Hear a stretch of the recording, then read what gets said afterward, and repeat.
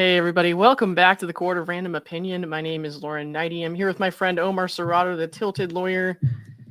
We were with Donna Bowling, Zach Peter, and Elsrich earlier talking about some of the stuff we're going to talk about tonight, but that was kind of like, Omar was giving some really dropping some serious knowledge, but the rest of us, I think we were kind of just venting a lot. So I did want to... first time meeting those folks. I could not misbehave on my initial appearance, you know? Well, I mean, they're talking to me, so you have to know they're not not like too... Yeah, but you stick in the mud, still. you know? Yeah. So I do want to say really quickly, guys, before we get into too much, I need some help with something. And this is part of some of those projects I was working on to kind of send some support and some positive stuff into Justin and his family's universe. So if you want to help me out with that, it's going to be kind of similar to stuff I've done in the recent past where I've been using people's voice clips. But you're not going to have to show your face. You don't have to say your name. You don't even have to speak if you don't want to. It's going to take like 2 seconds. I don't want to give too much away right now, but if you will, just let me show you where you can message me. Right here on Instagram, you can just DM me or like reply to one of my stories or something. I don't know how do you DM somebody you don't follow, but you can just DM me and let me know if you want to participate in that. And then I will message you back and tell you what to do. It'll take like 5 seconds. And I don't want to ruin it. So I don't want to say exactly what it is right now. So if you, like I said, if you want to do it, let me know. And we'll get to that. Are you allowed to curse? No. Okay. No, this is going to be totally, this is like something that it's not even going to mention the case. It's not, well, I mean, it's kind of relevant to the issues in the case. It's not going to mention the case. It's not going to mention Blake, Ryan. It's not going to mention anyone else. There's going to be no swearing, no name calling, nothing like that. Only positivity. I mean, that's kind of, you never hear the guy say anything negative about anyone. And I don't know, I just got a feeling he's pretty exhausted right now. So I want to do what I can to, I don't know, maybe just send something nice. You know what I mean? So, hey, Cassidy, what's going on? Lauren, you have the best ideas, Lauren. That is not always true. Not the case. I could confirm that is not true, Cassidy. Thank you, though. Yeah. AC says, thanks for doing so many lives today. Yeah, this is your third one, isn't it? Yeah, this is yeah, I'm off camera for this one. This is not well, that's all right. I mean, whatever you got to do. We're doing this radio style for this evening. So, I mean, I know you've kind of talked a lot about this stuff today, but, you know, people were wondering, like, why did things go the way they did? Why did, Brian Friedman go on? Well, he went on TMZ and Megyn Kelly and said, we're going to amend. And I think it confused people because the deadline passed and everyone was just kind of like, yo, like, what the hell? And then, you know, it's interesting. I've never followed anything like this before. Obviously, you know, Laura Owens is the only case I ever covered before this, really. Save for like a couple things on Sarah Boone. And I was basically just like, you're a narcissist. So that didn't really require much effort. But just seeing like this outpouring of like responses and emotions and stuff like that, it's a lot. Especially when I like want to respond to everybody and want to talk to everybody. But I feel like it's hard to know kind of what to say right now because I'm sort of sorting through my own thoughts. I'm kind of like, well, why would they just let that go? But you had some good points. As to like they might want to appeal, and if they had amended, they could not do that. Correct? Right. Well, yeah. If they amend, then the original appeal gets the original appellate issue, the original complaint gets superseded by the amended complaint. It's no longer relevant.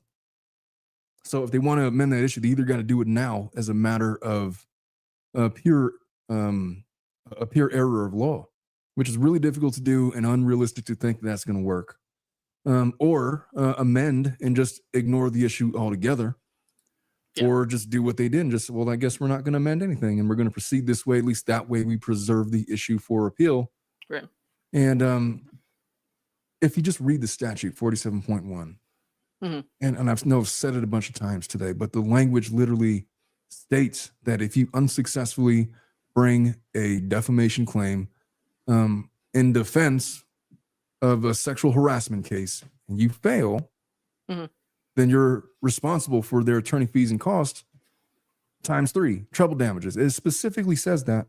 And it makes no caveats. It carves out no exception. Like if they're unsuccessful on their claim, it means that he's already going to be subject to these treble damages by virtue of the statute.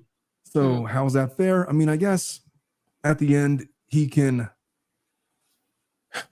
just thinking about this a little bit more, her fees are cut off now on the defamation claim, right? So let's just say that Stuart and Keith were in chat, and Keith had opined that maybe 5 million damages. I thought maybe 6. Yeah, triple that. She's looking at maybe 12 to 18 million in damages awarded to her.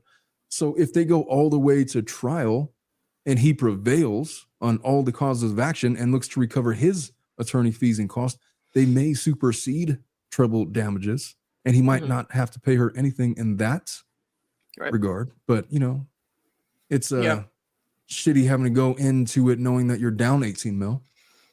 Yeah, well, I mean, it's just kind of crazy that that could even be the case. I feel like without a jury trial or anything, it doesn't seem right to me. I mean, that's just, I understand why people are upset with Judge Lyman. I understand why he's getting the flack that he's getting, because he took the decision out of the jury. Right. And I think this case has been largely tried in the court of random opinion or public perception. And maybe both, yeah. Many, I think if you were to take a poll, I think that the majority of prospective jurors would side with Justin Baldoni. And so for him to just decide to take that aspect from a prospective jury is what seems shitty and unfair. And it made no sense to me. It made no sense to Rachel Juarez, who's way smarter than I. And far you more guys are you guys are both smart. Don't even say that, man. Come on. Always defer to Rachel, and no, she's smarter. Yeah, she's brilliant, but like, don't downplay yourself. Come on, man. You know what's funny? I'm the only one who's allowed to do that. Her, I tried to explain to her my theory in text message. It didn't work out. It's harder to put it in text. You know, I have to explain myself. I just I texted her and she's like, "Huh? I'm not following." It's like, you know what? Let me try again, and then I just gave up. Yeah, whatever. Yeah. I mean, you guys should probably talk later or whatever about. I'm sure there's more stuff that's gonna happen. Yeah. Yeah. She's a busy person though. I know she's hard to catch. So yeah.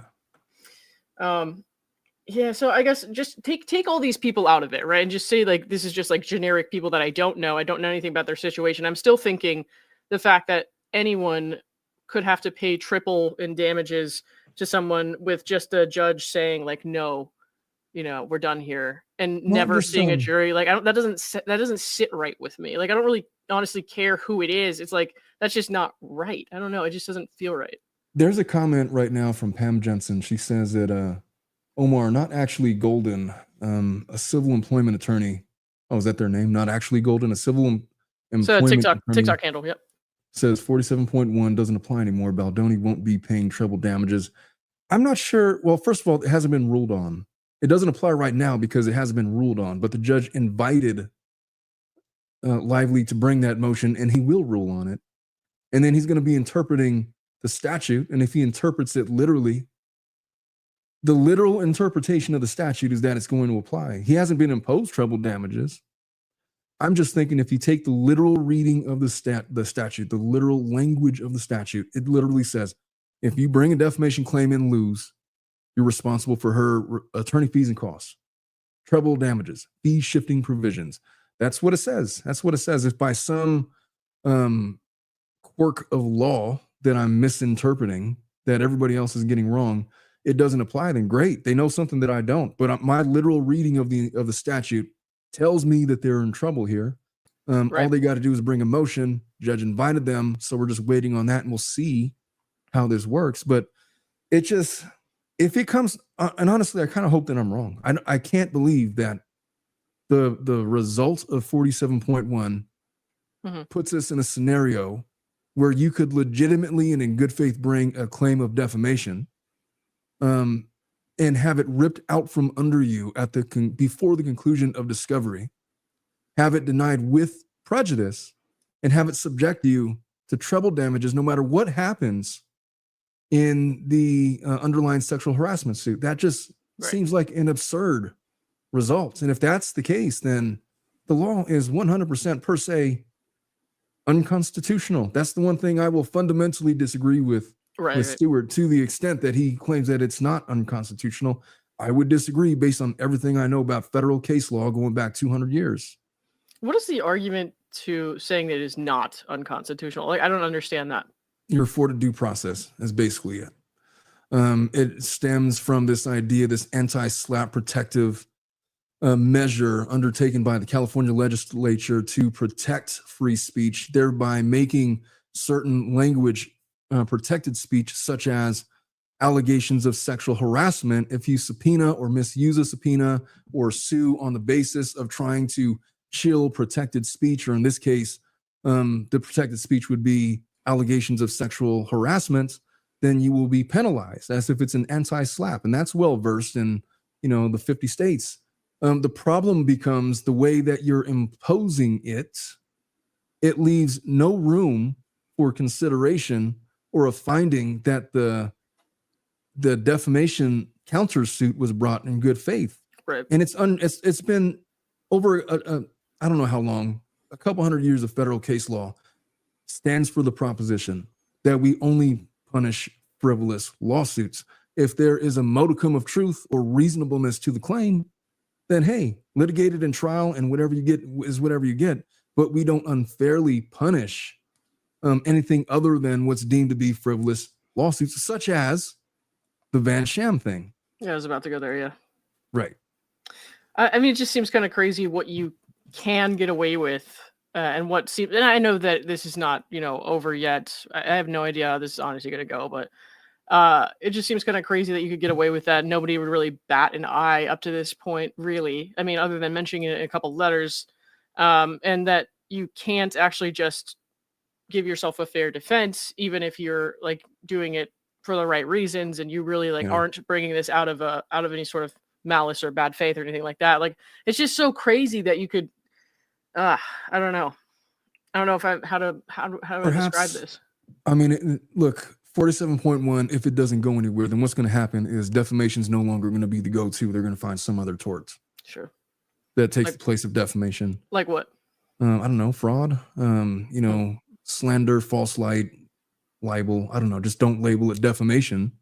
And they're going to find ways to find some other cause of action to try to defend themselves. You can't just unilaterally write out defamation. If that's the case, then just on the strength of this case, nobody's going to sue for defamation anymore because it's too risky. Right. And that might have been the goal of the legislation. The reason why it was enacted is because they don't want these defamation claims in these sexual harassment lawsuits. Fine, but you have to be able to see both sides. That it is possible that somebody, for financial gain or otherwise, may bring a sexual harassment lawsuit in bad faith, in a way that you're not going to be able to prove because it's an extremely high bar to prove malice nowadays. And they might be unfairly penalized in a way the law never intended, and the Constitution may not even allow. I feel like this would be a case that would be ripe for Supreme Court review. Mm-hmm. And what they would be arguing then would be the constitutionality of the statute to unfairly punish without making a finding that this was a frivolous defamation claim, a failed defamation claim with treble damages. And that might be where this is heading. And this is, maybe years down the road or so, but that's, I think, where this has to go if this is going to be the result of the litigation. Oh, wow. They're speaking of Vanzan, they just, okay, let's pull this up. Hold on. Oh shit. Are we breaking? They just filed something with it. Yeah. Thank you, Elsie. What's up, Elsie? Yeah, I almost just I can't believe I was just like, this is a day free from Pacer, and of course not. Well, I was just looking at your face, and as I was looking at your face, I knew it was something crazy. Yeah, hang on.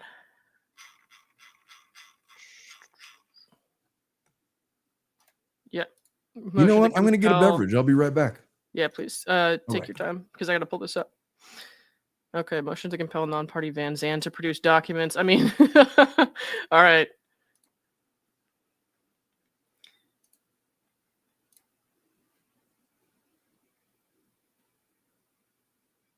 Sorry, guys. Bear with me 1 second, just because I was obviously not expecting this. I feel like we're about to see some crazy shit.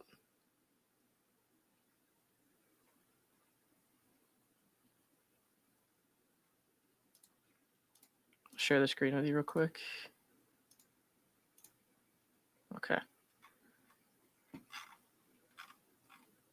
So here's a letter, and then we got this actual declaration and all that.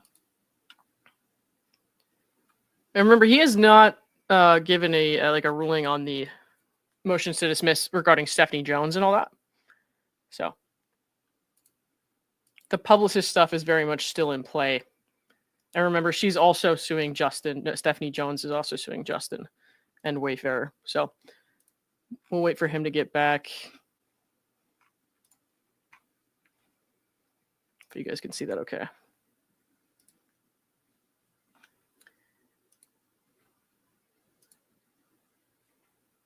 All right, what do we got, Lauren? All right, so it's a motion to compel documents from Vanzan Incorporated. And we got a bunch of stuff here. I'm going to change the title of this stream real quick. All right. Yeah, just give me 1 sec. I think I'm going to have to do the same. Yeah, because we're taking a little change of course here, guys. So what are we talking about now? So what is this letter? So they're going to compel the documents from Vanzan. And I guess that would include, I'm assuming, the subpoena. Yeah, so they're talking about the does 1 through 10 and all that. Freeman takes action on the Van SHAM lawsuit. How about? Yeah. Just fix this up real quick.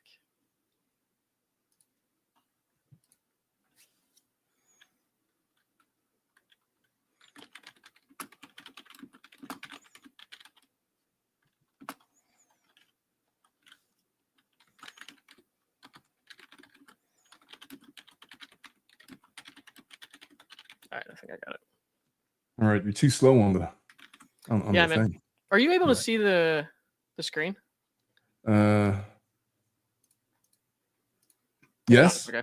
Would you mind doing those first 2 paragraphs just so I can type this out and then I'll? Yeah. But right, hold on. I'm having a moment. What kind of moment? That could be a problem. You know what, man? I'm just gonna have to. Here, give me 1 second. Let me do it over here. Will do. It will not let me edit the title of my stream in StreamYard. And so I'm going to do it over here. No problem. And then, all the things that I do on a, is it Wednesday yet? It is Tuesday, man. It is 11:30 here. So almost. Oh boy. I think close enough, right? Close enough. Yeah, that's good enough. No, save.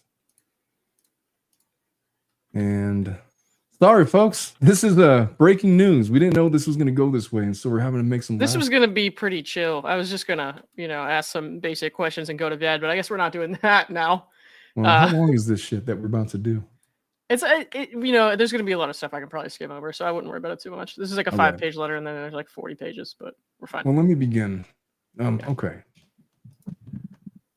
Defendant and counterclaimant Jen Abel respectfully moves pursuant to rules, I can't read, 1C and 4C of Your Honor's individual practices and Rule 45 of the Federal Rules of Civil Procedure for an order compelling the production of documents from non-party Vanzan in response to a document subpoena served by Jennifer Abel on April 21st, 2025. There's a declaration of Ellen Garofalo.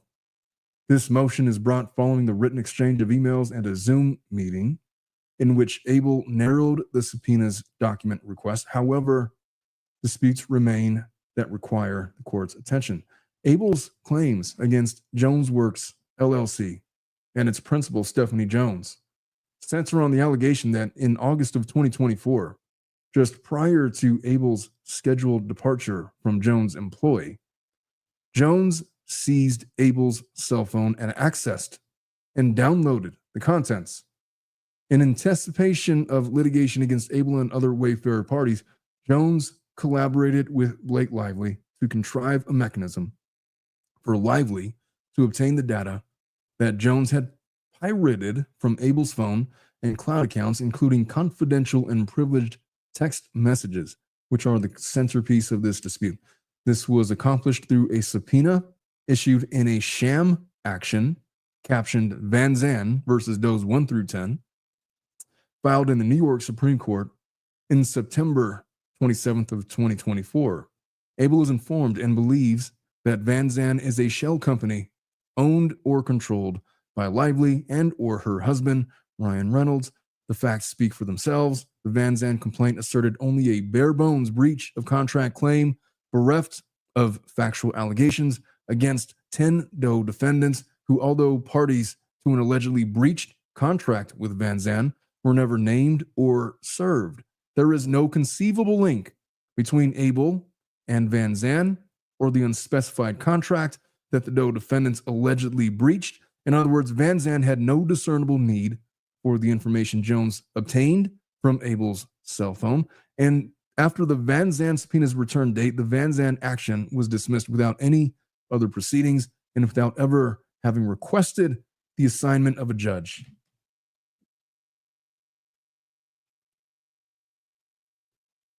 And page. All right. The Vanzan subpoena opened the door for Lively to obtain the documents Jones extracted from Abel's phone without notice to Abel or the Wayfarer parties against whom Lively intended to use the information. Lively produced at least some of the information during discovery, confirming that the SHAM Vanzan action was successful in facilitating the transfer of Abel's data to Lively. Prior to the filing of Lively's claims against Abel and the Wayfarer parties, Lively's lawyers have publicly acknowledged and defended the SHAM Vanzan action and subpoena, declaring that there is nothing untoward here, just conscientious and thorough investigation, and characterizing the Vanzan action and subpoena as common tools that are entirely lawful and appropriate for pursuing claims and uncovering the identity of unknown perpetrators of unlawful activities. Arguing the ends should justify the means, Lively's lawyers admitted the Vanzan action and subpoena enabled them to access Abel's text messages. Such tactics are hardly common or appropriate, whereas here, the lawsuit is a sham. The subpoena is intended to obtain information irrelevant to the proceeding in which it issued, and most egregiously, the purpose of the subpoena was either to obtain privileged and issued, and most egregiously, the purpose.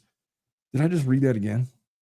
The purpose of the subpoena was either to obtain privileged. Jesus Christ. Abel remains in the dark as to whether Jones actually produced documents in response to the Vanzan subpoena or whether the Vanzan subpoena was merely a smokescreen to conceal Jones' prior disclosures.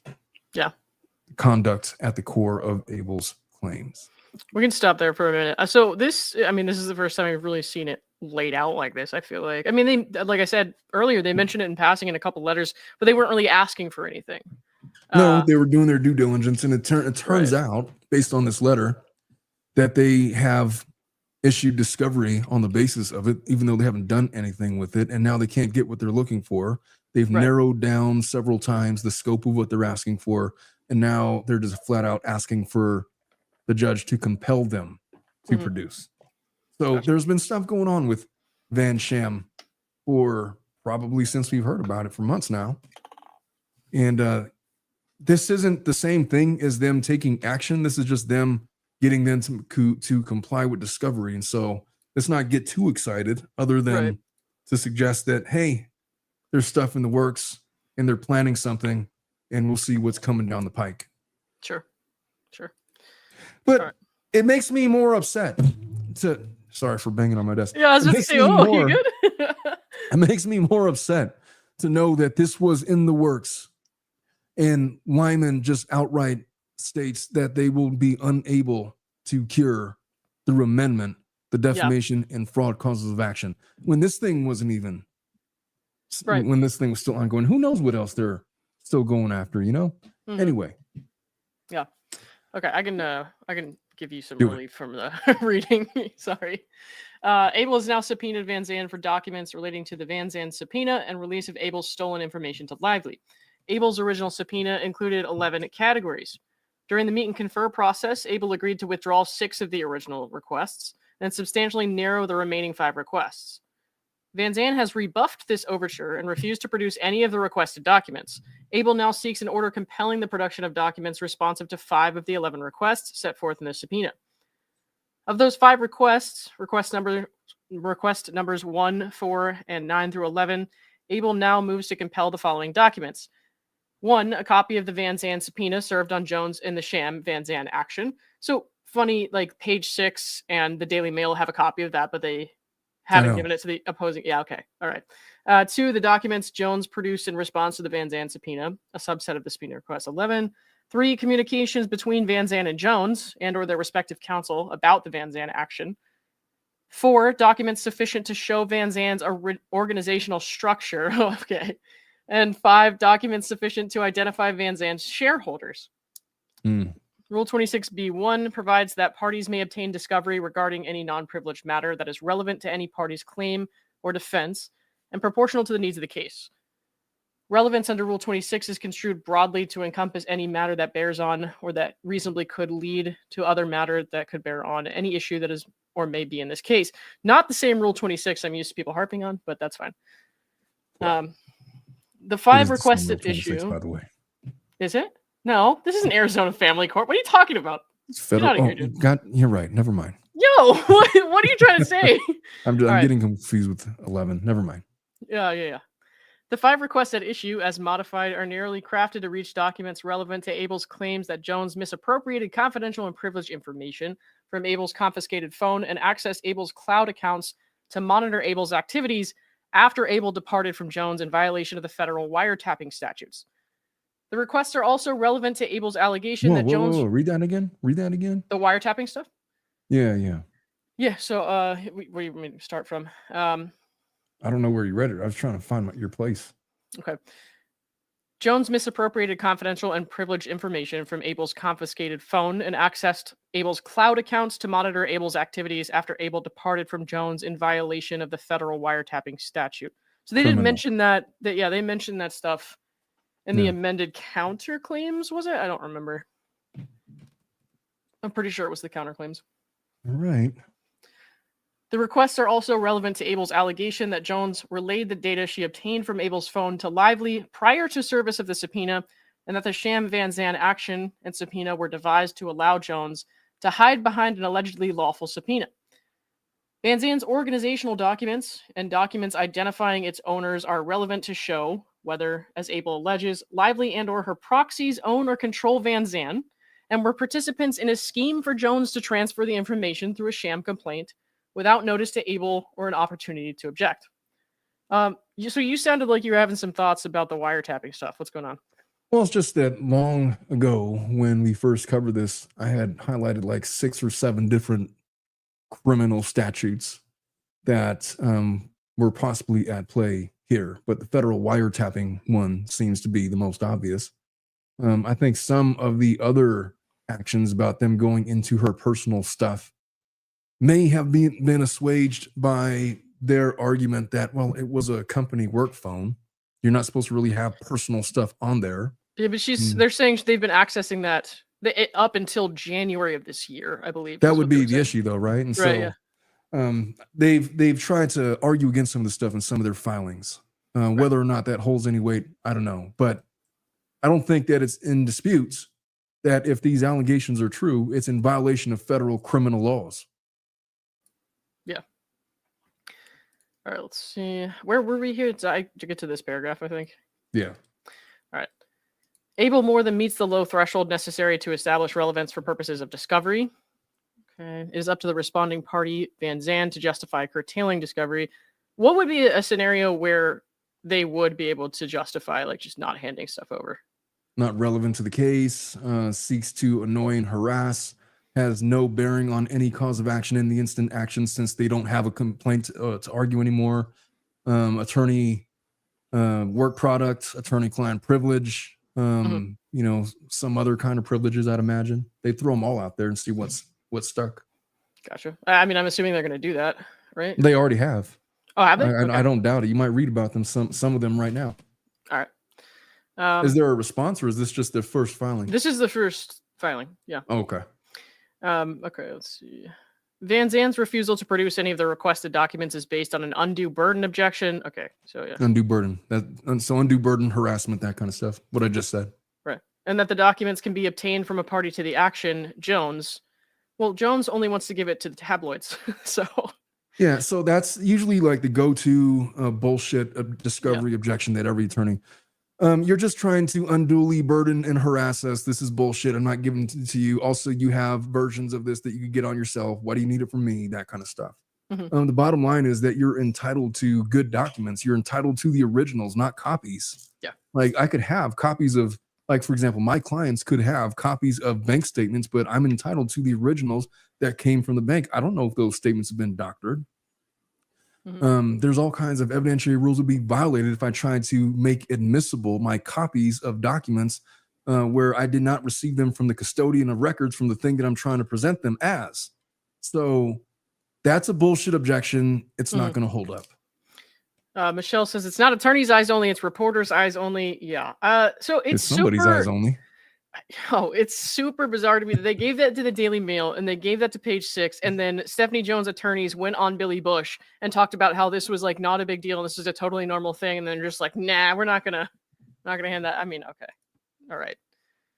I mean, I kind of know why they're fighting it, but you can't just pretend it's all normal in the press and then be like, well, this is just outrageous. You know what I mean? I feel like which, by the way, I got to tell you, I don't remember what Ask Two Lawyers said about it, because at first they were like, hey, this is not like a common thing, and then they might have changed course. But of all the attorneys that I know, that I talk to, none of them who practice every day knew that this was a thing or something that they would regularly practice.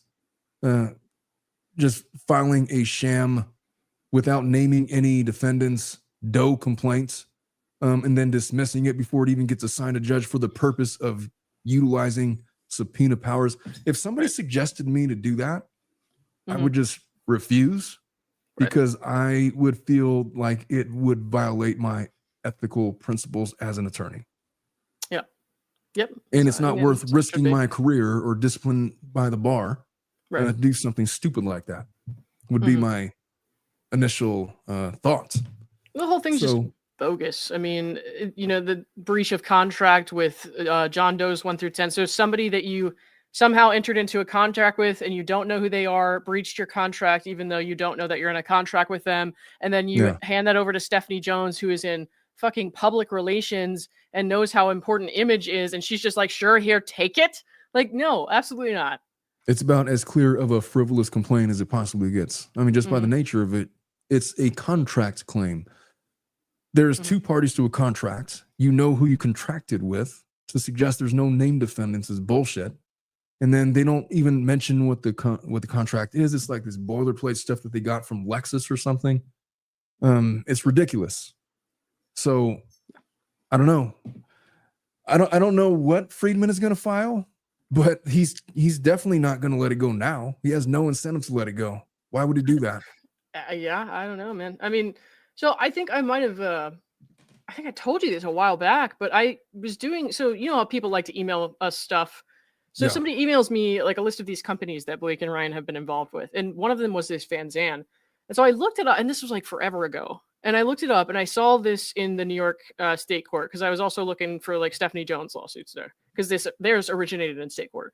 And so I find this Vanzan lawsuit, and I see the complaint. And I'm like, okay, surely this was like a placeholder for something. And because I'm not a lawyer, I've never seen anything like this before. Obviously, like nothing else happened after that. And you can't see that a subpoena was issued on the public docket. So I feel like I'm looking at that. Yeah. So I saw that. I probably told you about it, man. So I saw that and I was like, well, this is obviously nothing. And then I let it go. And then like a couple months later, it blows up and it's like this huge thing. And I was like, are you fucking kidding me? Like, you gotta Wasn't be kidding me. Without a crystal ball that yeah. broke it, I think. Yeah, she did. And then the next day, the Daily Mail had said they said they saw the subpoena, so they kind of confirmed it. So it was just bizarre. I was like, "There's no way this is it. There's no way this is it." But no, that was it. It's like I can't believe this is actually how people game the system. Like I feel like anybody can get screwed over like that if you just have bad actors. Like it's crazy, man. I mean, I've never seen it used like that. There's got to be ramifications for it, though. It just frivolous complaint, no notice, fruit of the poisonous tree, all the legal theories that we've thrown out there and discussed.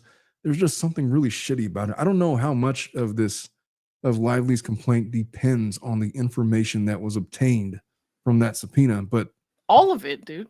All of it except for the sexual harassment stuff. If it's all of it, then there should be real consideration about how much of it should be admissible. All this stuff about the smear campaign, all that is all based on those text messages that came off of that phone from that subpoena. Yeah. So I got to believe that where Friedman is going with this is ultimately it's going to be a motion to dismiss that evidence on the basis of the sham lawsuit. But I guess we'll see. Mm-hmm. All right. Let's see. First, Vanzan cannot establish the factual basis for its alleged undue burden objection without competent evidence. What does that mean, dude? You're going to have to read it again. I zoned out. It's okay. We were not expecting to be doing this long. I understand. Vanzan cannot establish the factual basis for its alleged undue burden objection with competent evidence. What does that mean? They have no basis for saying that they've been unduly burdened. Okay. So they're not going to be able to make a legal argument that they're being unduly burdened and or harassed by these discovery requests. Okay. And its conclusory assertion of burdensomeness. Whoa, that's a word I haven't seen before. Assertion of burdensomeness is entitled to no weight whatsoever. Yeah. Okay. Vanzan's second objection fails because there's no rule that party sources must be exhausted before calling upon third parties to produce relevant discovery. And that was confusing me a lot because I kept seeing this. Like they have to get it from someone else. And so I was like, surely that must be a thing then. But I guess not. No, it's not because of what I said. Like you can have, like for example, a copy of a will. Mm-hmm. You might have a copy, but you're also entitled to discover the original.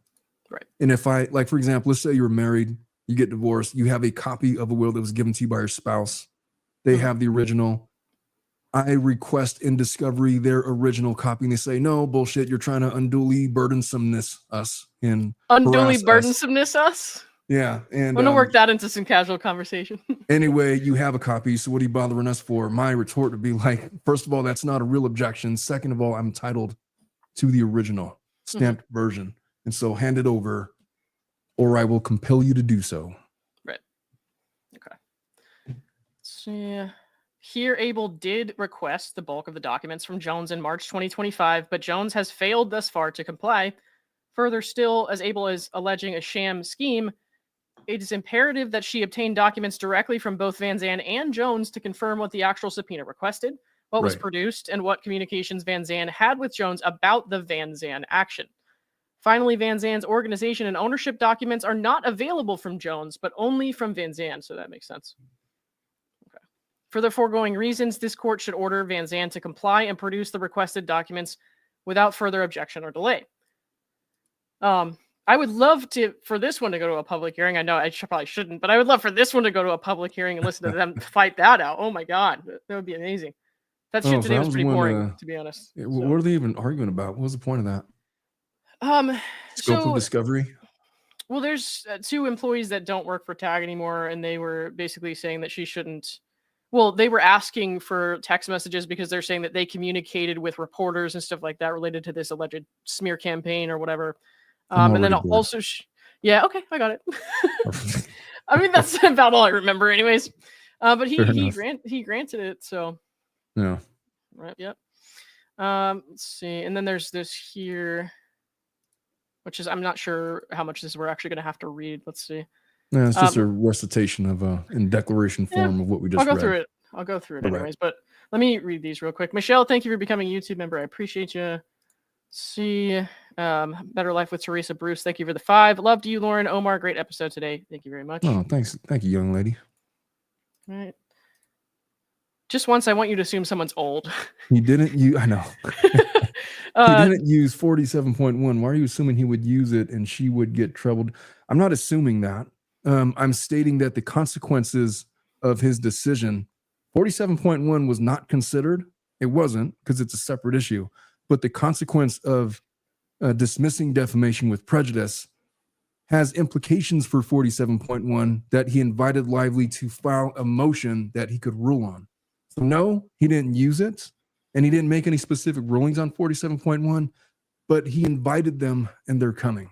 That's all. Thank you, Julie Luke. All right, Michelle MC. Thank you for the $50. Love you both all the way from Gold Coast, Australia. Not sure what I did with my time before this lawsuit. Appreciate all that you do. Well, thank you very much. And I got to make my way over to the Gold Coast probably in November. We'll see. All right. MC, thank you for the 2. Isn't there an expectation that people are good? It depends on who you ask, really. I mean, if you ask me, yes. If you ask him, no. So it just depends. And what's the context? I guess if you're talking about like this court stuff, I don't know. I'm not a lawyer. Ask Omar. Millennium Genie, is it Jenny? 16. Jenny. Thank you for the $5 super sticker. I appreciate you. And then Omar, this one's for you if you want to read that. So Blake refused to sign the contract with Wayfarer. Doesn't that show she planned this from the jump? Also, heart, you crazy kids. I mean, that's not dispositive of whether or not she planned this from the jump. Refusing to sign the contract is more akin to breach of contract causes of action that no longer exist because Baldoni just dismissed his complaint. So refusing to sign the contract is potentially a symptom of a fraudulent scheme that she perpetrated on the Wayfarer Studios, Justin Baldoni, and everybody else to try to usurp creative control and steal the movie, turning it into $1 billion franchise. But refusing to sign the contract is not the fact that I would pin that on. But it's also not out of that pile, I guess is what I would say. Also, cool name, Peapod, with P spelled P-E-E. I think you muted yourself, Lauren. That's for you. Go ahead. Oh, I'm old, but would like to be called young lady. Yes, ma'am. Michelle, young lady, over there with the 279. I'm demanding the opposite. So, somebody said I missed a footnote. Let me go back and just see what that said. I'm not going to pull it up. I have it on my Acrobat. Hang on. Vanzan also objected on attorney-client privilege, work product, and confidentiality grounds. The narrowing of the request eliminates the application of those objections. To the extent confidentiality concerns remain, the documents can be marked pursuant to the protective order. Okay. Cool. I think that was the only one I mean, there's a couple articles cited here, but we've already seen those, so I'm not gonna do all that tonight. But okay. So this is Ellen. Is it Garofalo? Garofalo. Okay. Let's see. I submit. If you're going to read this, you have to read it in character. I am not doing that. Absolutely not. I'm far too sober for that. No, ask me some other time. God, where's Schnitzel Ninja when you need her? I'm gonna skim past some of this stuff. It's like we've already seen this, or we know. Like the only thing we don't know here is that they had served a subpoena on Vanzan on April 21st. Yeah. Okay, so there are no entries on the docket in the Vanzan action, and a judge was neither requested nor assigned before the Vanzan action was discontinued. Okay. My office participated in a series of meet and confer conferences with Vanzan's counsel. Miss Abel agreed to withdraw those requests we were talking about earlier. I did warn you that there was really no reason to read this. I do it anyways, man. I let you humor yourself. I do it all the time. It's fun. You humor yourself every night. I don't always make you sit here for it, but I do always do it. So. Yeah, okay, we're good here. But there's like 40 pages here, so we'll just skim past this. This is the subpoena I guess they served on them. I'm not going to fuck with that. Boring. This is just definitions. So this is what they were asking for. Yeah, that's the actual discovery request. So let's see what it is. It's You want to read that for document? I'm not going to read the whole thing, but yeah, don't do that. Do it your way. They're asking for their bylaws, asking for articles of incorporation, basically anything that a legitimate corporation would have readily available. They're asking for your organizational structure, including not limited to organizational charts and stuff. Documents concerning your shareholders, copies of all corporate resolutions, consents. In other words, give me evidence that you're a legitimate thing and not for some nefarious purpose.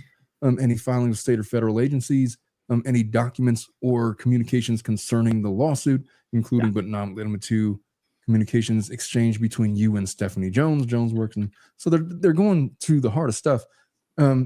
this objection, number one, they know it's a bullshit objection. Number two, I don't think that they could produce these documents.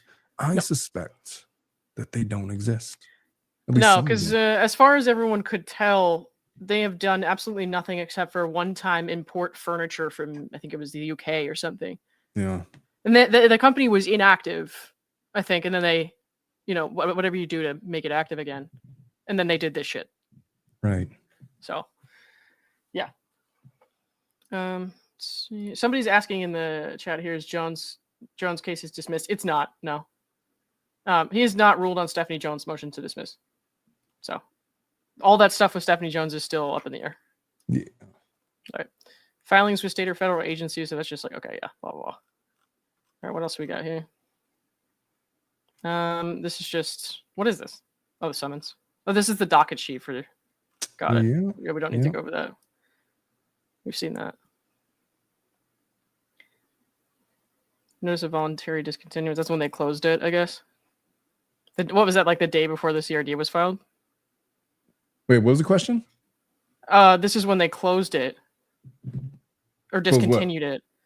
The Vanzan suit, the day before she filed the CRD. Voluntary discontinuance. Yes, that's what December that is. 19th. Yep. Right. Okay. Oh, this is the deadline article. Justin Baldoni danced like Levy for abuse and sham lawsuit seeking texts. Okay. I mean, we've definitely read this, so I'm not gonna. Yeah. We don't need to do that. You got one side saying this is terrible abuse of the system, the other side saying, "Oh my gosh, no, this is totally fine. There's nothing to see here. By the way, my client was totally sexually harassed, and she's a champion for women and girls' safety." All right, that's the end of that. Okay. What time is it now? Oh, it's almost midnight. This is probably a good time to cut out here. Let's read these first, though, and then if you guys came in late, I am trying to do something nice for Justin. If you want to help me out with that, you don't have to show your name, your face, anything like that. You don't even have to talk. You really just send me a message here on Instagram, and I'm going to try to, I'll write you back and I'll tell you what I need. It's going to be really simple. It'll take like a few seconds tops. I don't want to give it away though. So that's why I'm not saying anything here. So if you think you might want to help out with that, please do let me know because I'm going to try to fix that up tomorrow. What does that email mean? Lack erate. So you know how my name is LethalLauren904? That is my gamer tag on Xbox. I started my YouTube channel to make bad Fortnite clips, and I never intended. It's not like a big no. No, I never intended to do this. So lackurate is like accurate, but it's lackurate because I have absolutely no. I get it now. Okay. And I can't fucking change it now. You could just get a new one. Jesus. This is tied to everything. All right. Yeah, because I never intended to do this. Even my Twitch channel is tied to this, and I never. We all have problems. Mine may be funnier. The devil works hard, but I work faster. That's exactly what I sound like. Thank you. Be quick, but don't hurry. I don't really know what that was. All right. So I think that's. This is for you. Super sticker from Diane Lizery. What? No. Diane. We were trying to figure this out the other night. Yeah, Diane. Dianal Rizery. You know what? Could I just call her young Diane? Lady? Young lady? Yeah, there you go. We W Diane. All right, cool. Let's see. And this one is also for you. Can they file a new lawsuit against Lively? Well, if they were going to be able to do something like that, they would have to find some shocking smoking gun evidence that they could not have reasonably known about at the time that they filed their original complaints, and then file a motion to bring a new amended complaint after the fact. That's what would have to happen. So conceivably, yes, but more than likely, probably not. We'll see. And again, if the strategy was, we can't amend the complaint because we're going to be throwing away our appellate rights to appeal the 12B6 defamation thing. It might not be in the cards for them to do that. They'll have to decide that. It'd have to be some kind of evidence that's so egregious, unreasonable to assume that any jury would rule against it in the light of such evidence, like a confession or something like that. But I mean, you know, anything could happen. I'm not going to rule it out. I'm just going to say it's unlikely. Let's see. Sandra Milinkovic, thank you for the $3 super sticker. Appreciate you. Karen Carson, thank you for the 5. I can't produce what doesn't exist, including proof of my original claims. Love, always playing. All the best. I mean, oh God, not all the best. We're not throwing all the best in here. Somebody said, where is it? Where is it? That was funny. Hang on. I never tire of commenting that Omar has that 4 a.m. Justin Baldoni voice note. You got to tell me about the Baldoni voice. What is that shit? I keep hearing that. I swear you've heard this, man. But if you haven't, I've heard that there is a voicemail. It is a voice note. Yeah. I've never listened to it though. He just sounds kind of. He's got like that deep like voice that's kind of like smooth. I guess it's like some people say it's creepy, some people say it's soothing. I'll show you later. Well, mine sounds like this all the time, as you can attest to. Yeah. Haven't spent the full day with me. Yeah, that's true. I always have 4 a.m. voice. I don't know what to tell you. He called it corny. Did you call it corny? Did I? Yeah, I think you probably did. If I called it corny, that sounds like something I would have said. Yeah. So it's entirely possible I have heard it and I just don't remember. Right. All right, guys. I think it's about midnight for me. So thanks everyone for joining us. We got like 1,300, almost 1,400 people in here tonight. That's crazy. And this was obviously not the kind of thing I was expecting. I thought we were just gonna talk back and forth for a little bit. But this works too, man. This works. Yeah, it works. Oh, for the record, somebody agrees with me. Omar and Rachel are equally smart. So. Oh well, thanks, Diane, young lady. Oh, so when she says it, you'll accept it. All right. CJ, thank you for the 5 contribution to Doc Fees. Appreciate you very much. We need to do something with CJ soon. Tonight I was planning on doing like 20-30 minutes tops tonight, and then here we are. You know how you're just a workaholic overachiever. I'm not gonna argue with that. That's a fact. So all right. Thanks everybody, appreciate it, and we will see you all soon. All right, folks, we love you. Take care. Good night, old ladies. Bye-bye. This is Omar, the Tilted Lawyer. Oh my God. Good night, old ladies. Never again.